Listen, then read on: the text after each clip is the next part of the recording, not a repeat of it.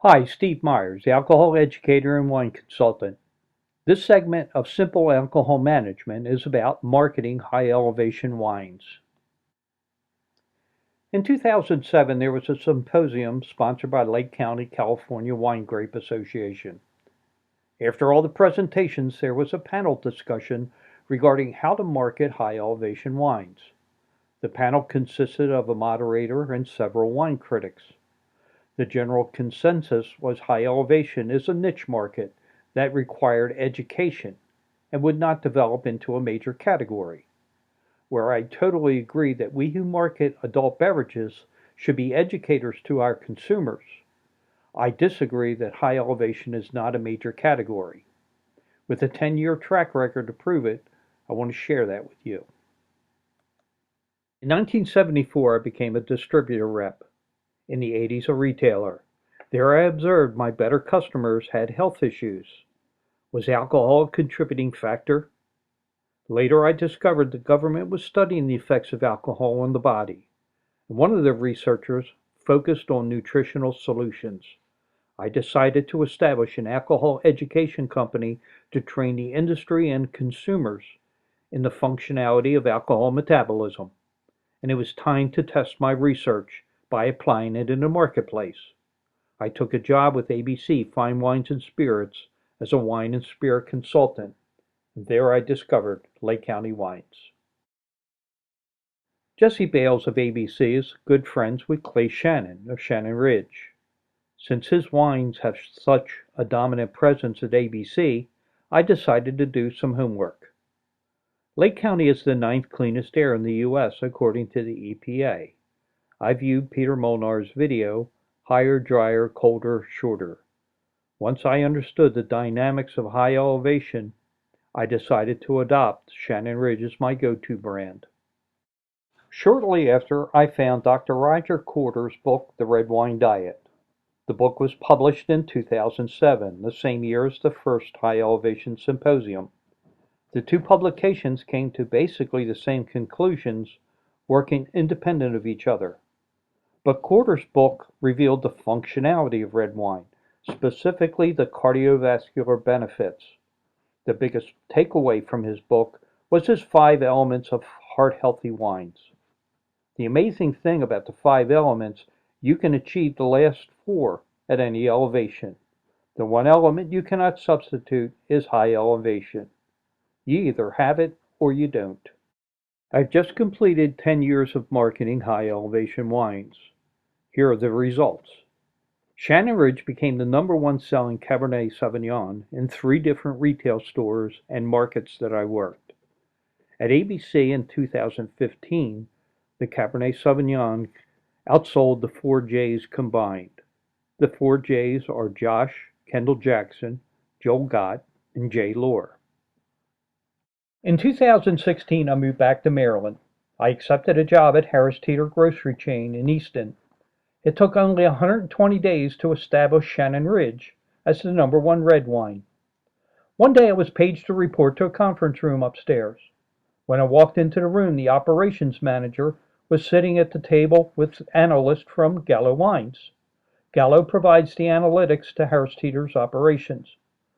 Bob asked, "Do you know what the top selling red wine in your department is?" I said, "Sure, Bob, it's Shannon Ridge Cabernet Sauvignon." Bob was surprised. The Gallo rep was shocked. I'm now the wine buyer at Plaza Liquors in Pasadena, Maryland. I have no restrictions on what I can bring in. The biggest winners are Obsidian Ridge, Container Winery, and Cairo, the Nicholas Container Baron Rothschild collaboration. This is how I sell high elevation wines. First, I established the location and the science. Lake County is just north of Napa and Sonoma in the Mayacamas mountain range. For decades, wineries have gone there for excess grapes. When Peter Molnar and his partners bought Obsidian Ridge, they expected the growing progression to be the same as Poseidon Vineyards and Carneras. That is not what they got. At first inspection in the spring, Carneras was already under canopy, and the vines in the mountain had not yet budded. But as the season progressed, he harvested the grapes in the mountains first. He could not explain it, and neither could anyone else. As president of the Wine Grape Association, he commissioned a symposium. They invited not just winemakers, but geologists, climatologists, and scientists of different disciplines. Some of the conclusions were higher UV radiation on the mountain causes more dynamic photosynthesis process. The skins of the grape become thicker, and that's where your polyphenols, antioxidants, and tannins are. Next, I make the Catena connection. The Catena Winery was a major contributor to the symposium. This is a page from the PowerPoint presentation made by their winemaker, Ernesto Baja. It shows the thickness of the skins of the grape. The Malbec grape has a skin 5 times thicker at a mile up than the grape at a half a mile. But there was a term on here that sounded familiar: polymerized tannins. About 20 years ago, I attended a seminar on floor chemistry. Sherwin-Williams, the paint company, created the seminar. They had a division that manufactured floor wax. There are natural polymers found in grapes, and there are synthetic polymers created in the lab. The seminar provided graphics of polymers in floor wax. It shows them as a series of X's.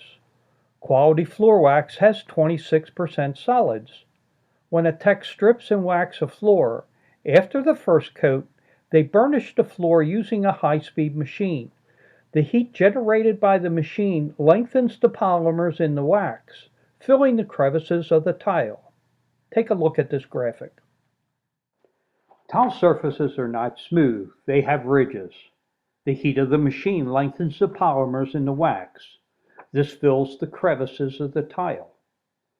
Next to the tile is a microscopic view of the human palate. You'll notice it has ridges too. They're called protuberances. Down below them are your taste buds. The high UV radiation of the sun on the mountain causes the polymers of the grape to lengthen.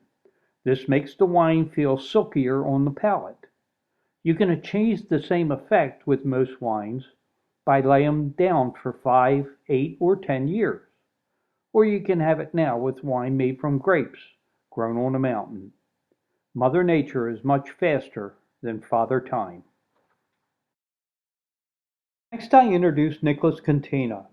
I tell the story told by Laura Catena about her dad when he was a visiting professor of economics at the University of California. There he met Robert Mondavi. Mondavi introduced Nicholas to the Wine Institute at Cal Davis. Nicholas was so impressed he went back to Argentina and convinced the wineries and growers to push their vineyards higher up at the Andes Mountains. He also collaborated with French wineries and formed a company called CARO, CA for Catena, RO for Rothschild. Catena shared his technology with Lake County. Lake County shared their technology with me, and now I'm sharing my knowledge with you. I choose to market the functionality of wine as set forth by Roger Corder in the Red Wine Diet. Dr. Corder identified the elements of heart-healthy wines. The Lake County Symposium identified how to create them. My name is Steve Myers, and this is Simple Alcohol Management.